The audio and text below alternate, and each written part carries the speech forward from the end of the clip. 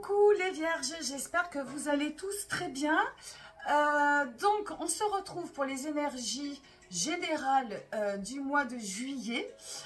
J'avais dit que je revenais peut-être pas pour le mois de juillet. Eh bien je suis revenue, et notamment pour ton signe parce qu'il a cartonné.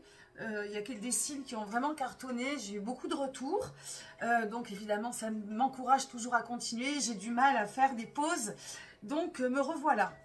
Donc je tenais aussi à remercier toutes les personnes qui ont demandé des guidances privées. Voilà, d'avoir refait ces guidances privées, c'est un véritable bonheur. Je réouvre des créneaux à partir du 3-4 juillet. Donc n'hésite pas à réserver ou à demander des infos parce que ça part vite, je n'ai pas énormément de temps. Donc voilà, c'est 30 minutes d'approfondissement sur tes énergies personnelles. C'est 25 € en audio enregistré, donc c'est très très simple. Si tu gardes ça après pour toi, tu peux le réécouter à ta guise. Voilà, donc n'hésite pas. J'ai créé également un groupe, ça fait maintenant un mois peut-être, les murmures de mon âme.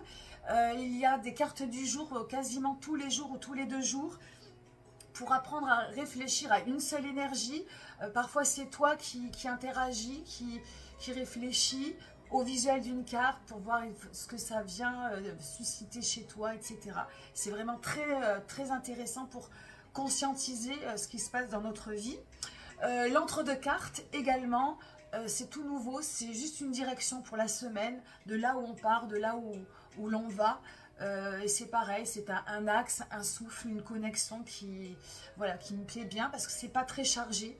On n'a pas besoin de se surcharger d'informations, juste d'avoir des petits repères d'énergie pour nous faciliter l'existence et pour essayer de renverser la vapeur si toutefois on est dans des énergies un petit peu négatives.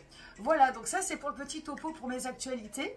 On va pouvoir commencer tout de suite. Donc n'hésite pas, après la vidéo, si ça t'a plu, de liker, de m'envoyer un petit message comme la dernière fois, un petit commentaire, ou partager la guidance à quelqu'un. Capsule, je préfère. Voilà, ça m'encourage et ça me fait super plaisir. On y va. Donc, alors évidemment, la recette, hein, toujours pareil, tu prends, tu gardes ce qui résonne, tu laisses le reste. Ça va venir t'impacter dans l'ici et maintenant. Il n'y a pas de prédiction, pas d'injonction, pas de vérité, pas de choses figées. Juste une interprétation de choses générales. Et tu fais ta petite tambouille. On commence, alors déjà, on a 2 arcanes majeures. On a l'arcane majeur, on en a une qui est placée dans la direction, pardon, une autre sur le côté sentimental. Tout le reste, on a 3 énergies dans le mental et qui ne sont pas très hautes. Et on a un gros scoop dans le conseil. Donc il n'y a pas de matière, on n'a pas de choses concrètes dans la matière, pas beaucoup d'actions, pas beaucoup de choses qui concernent le concret. Et on a un bâton. Et le bâton, le voici, ça introduit. Alors le bâton, je te rappelle, le bâton, c'est l'énergie vitale, l'énergie instinctive, l'énergie créative, l'énergie sexuelle, grosso modo. C'est ce petit nec plus ultra qui fait qu'un jour, t'es mieux que l'autre. C'est nos humeurs, c'est notre vitalité, c'est vraiment la connexion que l'on a, presque animale et charnelle, entre notre esprit, nos émotions et notre corps, notre corporalité. C'est ça le bâton. C'est délicat, c'est fragile, et c'est vraiment, encore une fois, ce qui va faire la différence entre une bonne journée et une plus mauvaise. 5 de bâton, ici, ça va... C'est la curiosité, c'est l'approfondissement dans l'énergie, dans cette énergie dont je te parle. Donc, c'est plus la créativité qui va te parler, plus la vitalité, plus la sexualité dans cette espèce de bien-être, de confiance en soi, de bien-être. Voilà, adapte par rapport à ce qui te parle. Le 5, on va plus loin, on approfondit, on perçoit les choses différemment, on y va, on a envie d'y aller, on prend un peu des risques. Voilà. Ça part par un grand désir, ça part d'un grand désir, d'une curiosité. Mais aussi, tu peux aussi, donc chaque carte, et surtout dans le tarot de Marseille, c'est pour ça que je reprends le tarot de Marseille, c'est beaucoup plus clair de parler des énergies positives et des énergies un peu plus basses. Et l'énergie plus basse de cette carte, c'est la fuite. C'est la fuite, on s'abandonne dans les paradis artificiels très facilement, on tourne les talons et c'est un petit peu l'abandon de soi et la fuite en avant. On n'y va pas. Donc, tu vois, c'est le thème. Hein, c'est le thème de ta guidance. Tout ce que tu vas entendre de cette guidance, eh ben, c'est ce qui va peut-être te dire, eh bien, j'approfondis, j'y vais, je veux y aller, ou au contraire, je pars en courant, je fuis, un petit peu dépassée par certaines situations. Donc, je ne vais pas aller plus loin, on va rentrer directement dans les détails avec l'énergie de départ, qui est la 4 d'épée. 4 d'épée, je te rappelle, l'épée, c'est le mental, la communication, nos pensées. Le 4, c'est le minimum maximum. C'est notre carré, nos angles droits, nos murs porteurs. Et dans comment dirais-je, dans le mental, c'est tout ce qui concerne, le 4, pardon, c'est tout ce qui concerne notre stabilité, notre rationalité, tout ce qui est cohérent, limpide, sécurisant, mais très rationnel. Et ça va bien avec l'esprit de la Vierge qui est un peu carrée, méticuleuse, organisée. Voilà, le cas d'épée, et ça peut être enfermant. Alors c'est très bien d'avoir une rationalité, des choses stables à penser, mais on peut tourner. C'est un petit peu comme ou le serpent qui se mord la queue, ou une souris dans un laboratoire qui tourne dans sa petite roue. On rumine, on rumine, on rumine, et on retombe toujours sur nos pattes, on n'avance pas, on ne progresse pas, on n'évolue pas dans la pensée. Et ça peut être enfermant, ça peut être chiant, ça peut être ennuyant. Voilà, hein, voilà, donc ça peut donc être une base pour avancer sur certains projets, mais ça peut être aussi, et j'aurais tendance à penser que c'est plutôt dans quelque chose de redondant, plus que dans quelque chose de stable. Pourquoi? Eh bien, la direction de ce mois de juillet, c'est la maison Dieu. C'est l'explosion.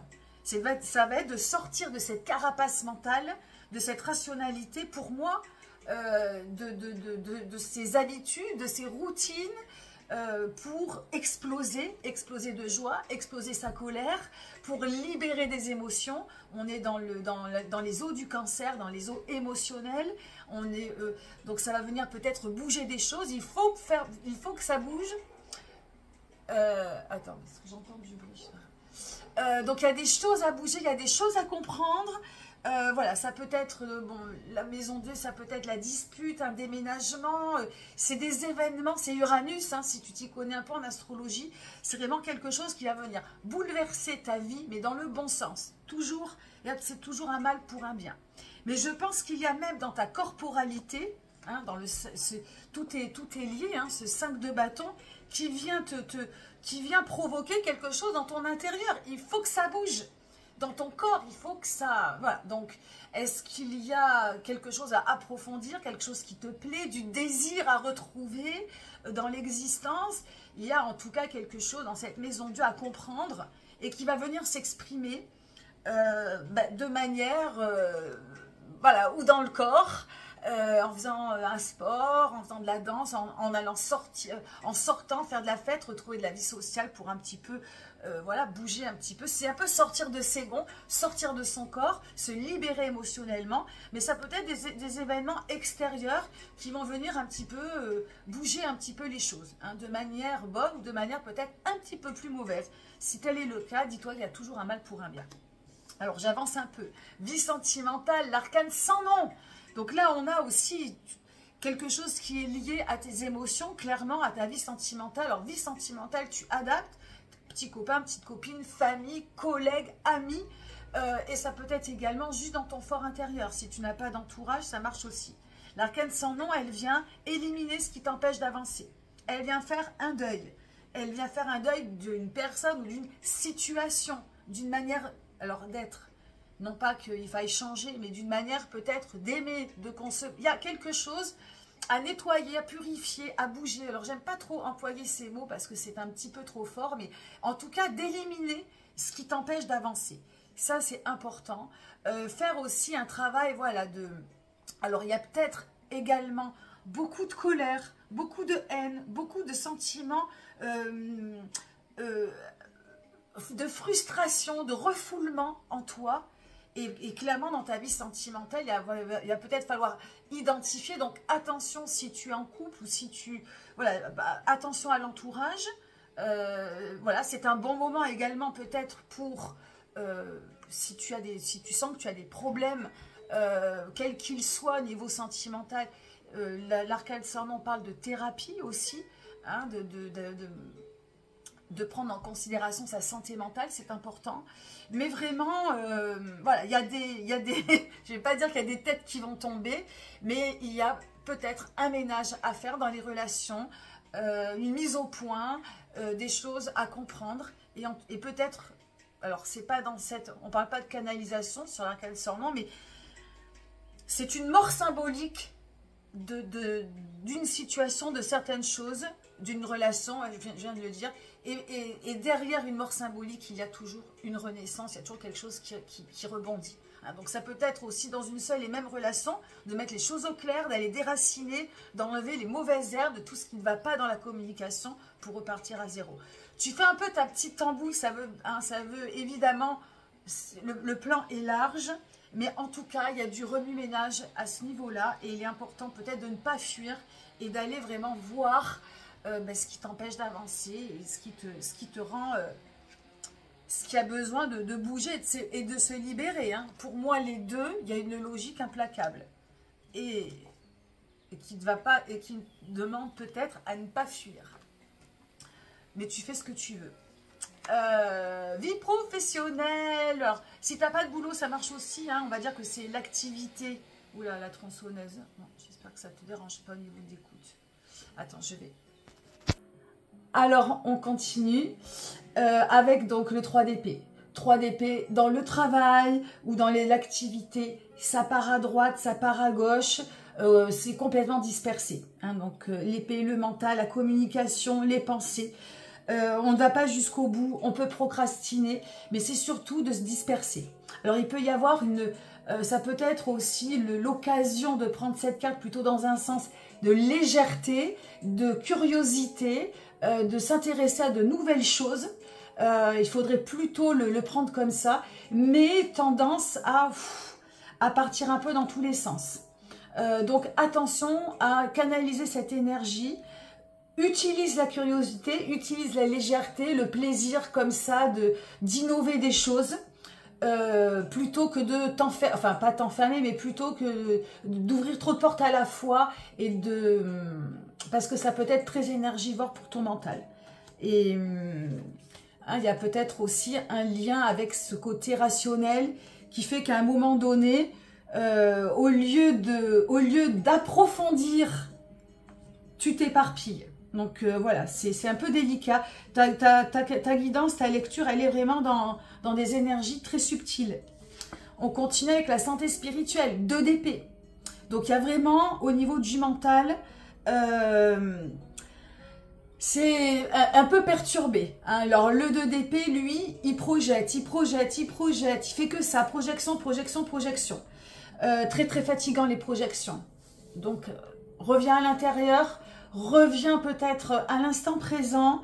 Il y a des choses à comprendre peut-être au niveau de ton intérieur. Pour moi, les temps forts de ta lecture, c'est dans la vie émotionnelle avant tout que sentimentale. Hein, il y a vraiment des choses là. Et cette énergie qui te demande, cette carte qui te demande à exploser. Il faut trouver un moyen d'explosion, de libération, hein, sans que ça te coûte, bien évidemment. Il faudrait que ce soit quelque chose qui soit positif pour toi, mais il y a une libération émotionnelle, parce que le mental, entre là d'où tu pars, qui est quelque chose un petit peu, je pense, un petit peu redondant, le professionnel, les activités qui te font partir de droite et de gauche, sans qu'il y ait de matière, parce qu'il manque de la matière à ta lecture, et dans ta santé spirituelle, ça se ressent. Du coup, on veut savoir, on veut projeter, vierge, méticulée, organisée, on projette, et je pense que ça n'a pas lieu d'être. Donc cette carte sur ta santé spirituelle est très très fatigante. Donc pour moi, il faut revenir à l'instant présent, éviter d'utiliser son mental à partir du moment où il te fait dépenser trop d'énergie.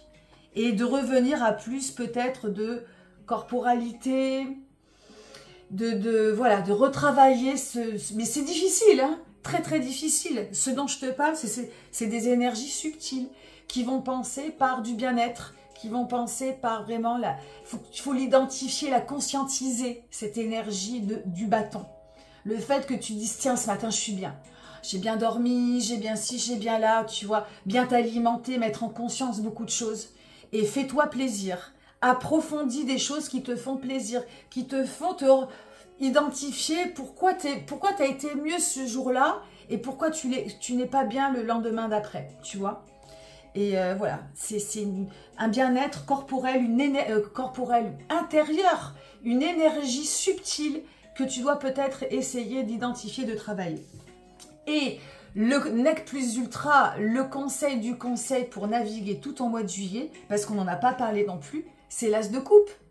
Qu'est-ce qui va venir t'accompagner sur ce travail de corporalité, de bien-être, tu vois, de désir, tu vois, d'éprouver du désir, de rééprouver du désir, pas forcément pour une personne, mais du désir de aller te baigner, d'aller à la piscine, du désir de manger une glace, du désir de prendre soin de toi, de ce désir et de ce plaisir.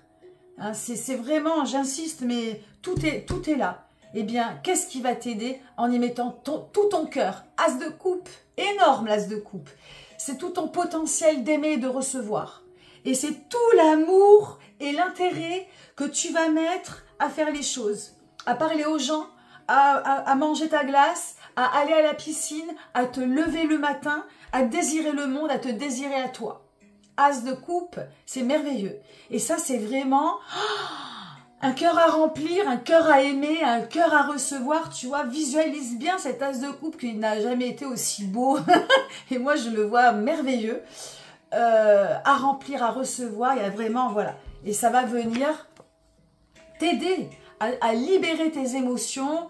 Peu importe hein, ce que tu aimes faire, comment tu aimes le faire. Est-ce que ça va être en te libérant par le sport, par un art, par chanter, par crier, par sortir, par... j'en sais rien. Faire un voyage. Voilà. Ça peut être des choses très simples. La vie, c'est très simple. As de coupe. Voilà, amis vierges, ce que je peux dire sur ta lecture. Je te souhaite un beau mois de juillet. Merci de m'avoir écouté. Alors là, voilà, j'ai rajouté le jeu pour celles et ceux qui veulent voir les cartes. Voilà, c'est tout bon. Merci beaucoup, à très bientôt. Bye bye.